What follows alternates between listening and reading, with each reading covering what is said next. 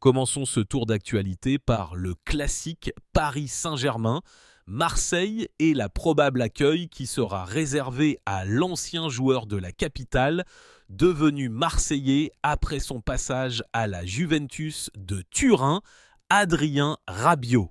En pleine euphorie après la qualification historique à Anfield mardi soir, le PSG a vite basculé vers le deuxième gros match de sa semaine avec l'accueil de l'ennemi marseillais dimanche soir dans un Parc des Princes bouillant de chez bouillant. Peut-être trop au goût des dirigeants qui craignent des sanctions de la part de la LFP en cas de chants et banderoles insultants et ou à caractère homophobe, comme c'est souvent le cas du côté de la porte d'Auteuil à chaque venue de l'OM.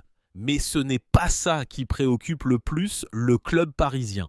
Connaissant la manière dont les Ultras ont par le passé accueilli au Parc des Princes les retours de leurs anciens joueurs passés entre-temps à Marseille, ceux-ci redoutent qu'il en soit de même cette année avec la venue d'Adrien Rabiot.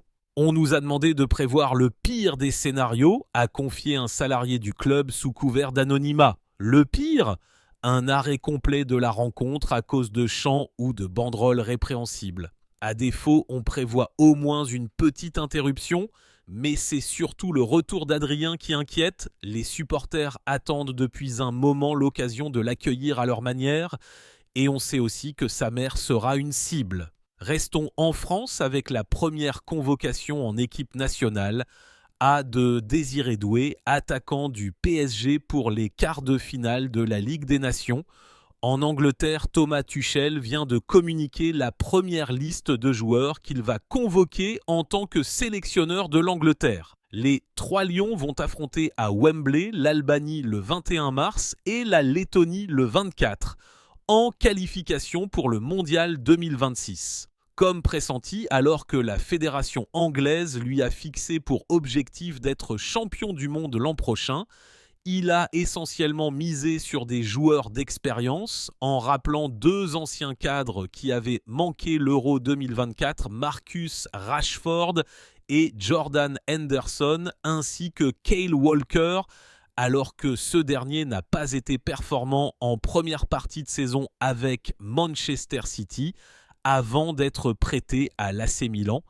À noter par ailleurs que Harry Maguire n'a, lui, pas été appelé, tandis que Tuchel a malgré tout pris le parti de misère sur des joueurs qui n'ont jamais évolué en sélection, comme Miles Lewis-Kelly, Arsenal, Dan Burn, Newcastle, James Trafford, Burnley et Jarell Quansah, Liverpool. De son côté, l'équipe nationale espagnole affrontera les Pays-Bas en quart de finale de la Ligue des Nations, sur la route d'un titre qu'elle veut conserver. L'équipe de Luis de la Fuente se rendra d'abord aux Pays-Bas avant de conclure à domicile. Ils retrouvent la dynamique internationale à l'occasion de cette trêve, après celle du mois de novembre, où ils n'ont pas pu compter sur certains noms importants. Vendredi, Luis de la Fuente a annoncé sa liste de 27 joueurs convoqués pour la double confrontation avec les Pays-Bas. Le sélectionneur comptait quelques absents de longue durée comme Dani Carvajal et Rodri Hernandez, et l'on attendait de voir si des noms comme Raúl Asensio, Dean Huijsen ou Isco Alarcón feraient partie de l'équipe. Finalement, ni le défenseur central de Bournemouth ni le meneur de jeu de Malaga n'ont été retenus par le sélectionneur national qui a donné à Raúl Asensio la possibilité de compléter l'axe de la défense aux côtés d'Inigo Martinez, lui aussi de retour. Le Normand et Cubarsí assurent la continuité entre les 2 défenseurs centraux. Hormis ces changements en défense, la liste des joueurs convoqués s'inscrit dans la continuité de la précédente, sans changement au milieu de terrain. Marc Casado reste en place et avec une certaine confiance dans les joueurs offensifs. Jérémy Pino, Oyarzabal et Brian Zaragoza sont de retour, ainsi que Ferran Torres. En attaque, Morata, Omorodion et Ayoze. Au Brésil, Neymar ne fera finalement pas son retour avec la sélection lors du prochain rassemblement.